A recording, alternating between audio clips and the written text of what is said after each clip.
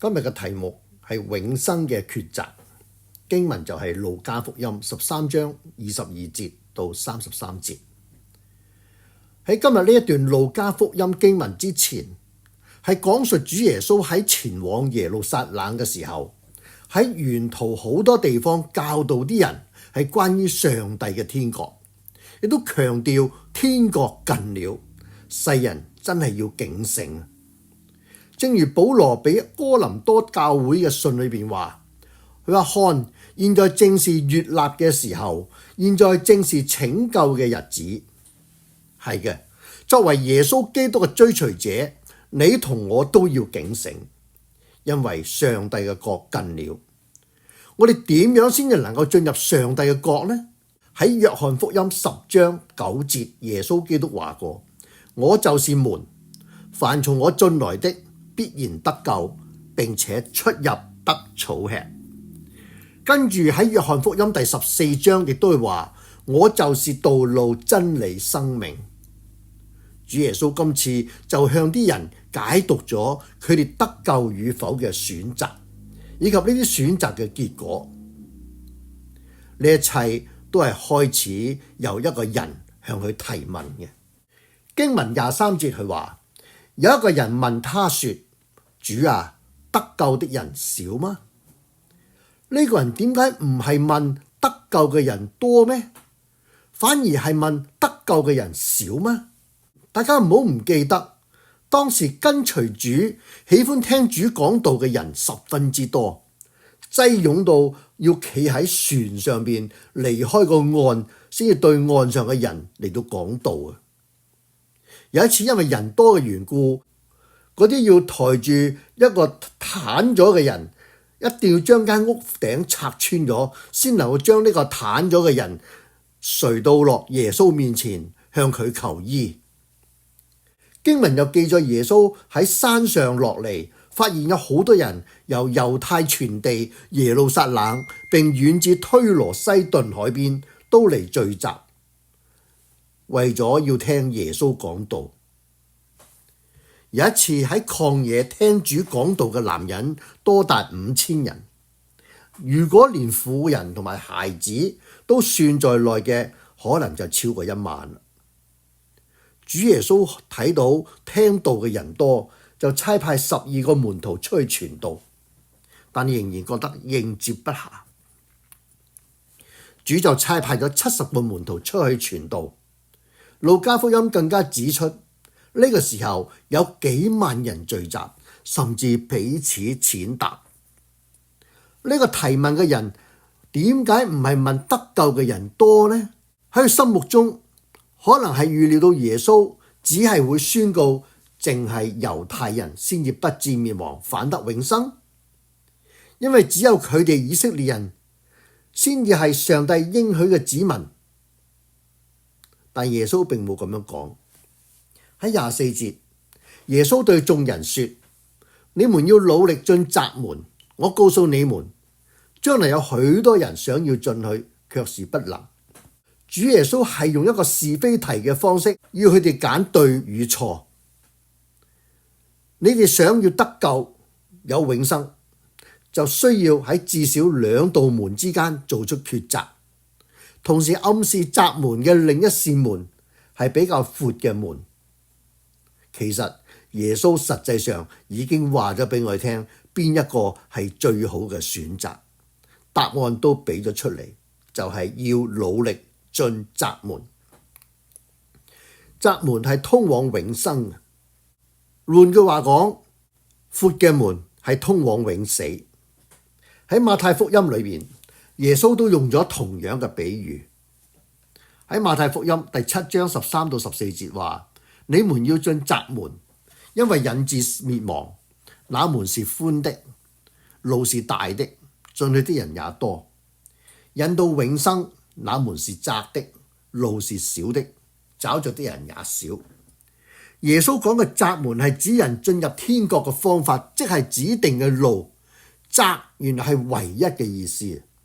唯獨借住耶穌提供呢條通道，人先至能夠進入天國，此外別無他法。當啲人講到主耶穌係狹窄嘅一門，同埋唯一嘅救贖之路嘅時候，好多自認係基督徒嘅人，佢哋一齊都會講話，我都受過洗禮，我每個禮拜都有參加主日崇拜，我定時領受聖餐，亦都參加過無數次嘅教會嘅各項活動團契。我當然係經過窄門進入咗天國嘅人啦，唔係咩？有啲人亦都會自我宣稱話，我係一個非常好嘅人，因為我常常做善事。或者佢會講，你有你嘅信仰，我有我嘅信仰，只要你係真誠嘅，我諗你相信咩都唔重要㗎。我哋最後都係會去同一個地方嘅。呢啲似是而非嘅說話，似乎好多人都會受落。仿佛我哋做乜嘢，我哋信乜嘢，上帝都會歡迎我哋進入天國。但係今日主耶穌講嘅卻不一樣。佢話好多人都期望永生能夠進入天國，但係會被拒絕嘅，因為大多數嘅人將會被天國拒諸門外，係唔准許去進入天國。因為25節講，及至家主起來關了門，你們站在外面叩門，說，主啊，給我們開門。他就回答說，我不認識你們，不曉得你們是哪裏來的。那時你們要說，我們在你面前吃過喝過，你也在我們的街上教訓過人。他要說，我告訴你們，我不曉得你們是哪裏來的。你們這一切作惡的人，離開我去吧。你們要看見亞伯拉罕、以撒、雅各和眾先知都在上帝嘅國裏，你們卻被趕到外面，在那裏必要哀哭切齒了。呢一段經文，原來主耶穌係話有啲人相信佢哋死後就會上天國，可惜嘅係當佢哋到達天國之門嘅時候，佢哋會發現佢哋係唔俾佢哋進入，佢哋又會指出佢哋教友嚟嘅，佢哋嘅洗禮、佢哋嘅服侍或者佢哋嘅經歷，好多人都知㗎啦。但係主會話，他從不認識他們。正如猶太人以為自己嘅血統係正統，因為自己就係亞伯拉罕嘅子孫，因為佢哋有摩西嘅律法，就當然可以直接咁樣進入天國。佢哋口稱耶和華嘅名，原本係最靠近上帝嘅人，但係若果唔進入窄門，唔藉住耶穌，係同耶穌冇關係。耶穌對冇進入窄門嘅人嚟講，佢會話，我不認識你們，也不曉得你們是從哪裏來的。假設有個人嚟到我屋企門口，一開口就要向我借一大筆錢，我拒絕咗佢之後，佢就會話，我哋曾經喺一次宴會同席，我哋當日談天說地，我哋盡興而回。我嘅回答就話，或者真係有咁嘅事，但係我唔認識你，然後我就會閂埋門。我哋可能喺同一時間出現喺同一個地點，甚至我哋會一齊做同樣嘅事，我哋可能會相互寒暄一番，但係我哋仍然唔算係相互認識啊，因為呢一段關係係膚淺嘅，係短暫嘅，並且冇咩持久嘅意義。好多人係渴望基督嘅益處，但係並唔渴望佢基督本身。正如世界上去教會嘅人好多，大部分嘅人嘅靈命卻好膚淺。大部分嘅人都唔識得咩叫11奉獻，唔識得點樣禱告，唔會去主動咁樣讀聖經。好多人進入教會嘅原因好多好多，唔一定係因為屬靈嘅關係。好多人係為咗社交或者文化上嘅原因而進入某間教會，好似華人進入華人嘅教會，因為大家都係華人，一同食中國嘅飯，過年過節一同慶祝中國嘅節日，幾咁讚啊！主耶穌就警告我哋，有啲人到達天國之後，會發現佢哋同基督所謂嘅關係係毫無意義嘅，冇拉楞嘅。佢哋可能係見過主，可能被介紹過主耶穌係邊一位，但係救世主並唔認識佢哋，因為佢哋之間嘅關係只係膚淺嘅、表面嘅。我哋都會睇到拒諸門外被拋棄嘅人，將會在門外哭泣，並且會咬牙切齒，因為佢哋睇到咗佢哋本來可以得到嘅嘢，但係因為之前冇踏實咁樣信靠信服，走上一條信仰之路，今時今刻就永遠後悔不已。今日嘅經文，主耶穌並唔係想讓呢個信息使到我哋沮喪失意，佢其實想鼓勵我哋要做出一個真正永生嘅抉擇。所以主話：你們要努力進窄門。呢個係一個具有挑戰性嘅聲明，我哋必須要好正確咁樣去理解。有一本書叫《天路歷程》，係描述咗基督徒嚟到十字架前面，為咗擺脫自己嘅罪，踏上咗天國之路嘅故事。重點就係話，向基督臣服係信仰之旅嘅開始，而唔係結束。主角喺途中遇到各式各樣嘅挑戰試探，當中有驕傲啦、懶惰、急躁啦、沮喪等等。佢一路體會到，原來只有堅持忠誠先能夠到達天國，讓我哋體會到，原來我哋生命裏邊必然有唔同嘅試煉，而呢啲試煉係彰顯我哋對主嘅忠心同埋信賴。所以我哋必須要相信上帝嘅恩典，同埋信靠基督就係唯一嘅救贖之路。我哋必須透過我哋嘅生活方式嚟到體現呢種信任。保羅喺以弗所書2章8到10節向我哋講明，佢話：你們得救是本乎恩，也因着信。這並不是出於自己，乃是上帝所賜的；也不是出於行為，免得有人自誇。我們原是他的工作，在基督耶穌裏造成的，為要叫我們行善，就是上帝所預備叫我們行的。我哋之所以能夠免於上帝嘅憤怒，並唔係我哋已經做過乜嘢，而係上帝去透過基督為我哋所做嘅工作而賜予俾我哋嘅禮物。我哋冇辦法做任何嘢嚟到贏得佢嘅恩典。然而我哋嘅信仰唔單單係接受上帝所提供嘅一切，佢都意味住我哋必須接受、擁抱同埋愛基督。一個擁抱基督嘅人，就係去尋求尊崇佢、敬拜佢，並且在佢所做嘅一切事情裏邊都追隨佢嘅人。呢個就係我哋所有人都必須認真嘅去面對。我哋係咪真係表面上假惺惺咁樣試圖進入一個窄門嚟到接受基督呢？唔通只係為咗尋求基督所施予嘅恩惠？我哋係咪真心實意咁樣跟隨佢呢？教會嘅門係寬大全開嘅，但係天國嘅門係狹窄嘅，必須要藉住耶穌先能夠進入。如果我哋今日好認真對待耶穌所講嘅呢番說話，我哋就會明白呢個係一件嚴肅嘅事情。耶穌指出，好多人以為自己同上帝關係良好，但事實並非如此。佢哋以為自己係基督嘅跟隨者，實際上並唔係。佢哋係自欺欺人，亦都欺騙咗上帝。